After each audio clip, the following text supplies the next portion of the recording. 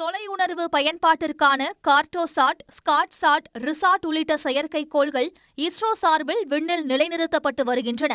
அந்த வகையில் தற்போது 24 மணி நேர புவி கண்காணிப்புக்காக உருவாக்கப்பட்டுள்ள அதிநவீன EOS-08 செயற்கைக்கோள் ஆந்திர மாநிலம் ஸ்ரீஹரிகோட்டாவிலிருந்து இன்று காலை 9:17 மணிக்கு ஏவப்பட உள்ளது.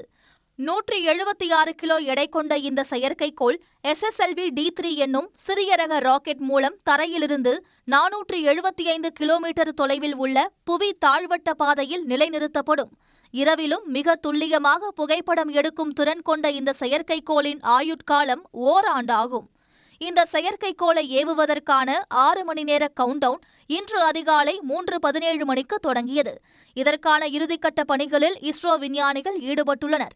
ராக்கெட் ஏவப்படுவதை முன்னிட்டு சென்னை பழவேற்காடு பகுதி மீனவர்கள் இன்று கடலுக்கு செல்ல தடை விதிக்கப்பட்டுள்ளது.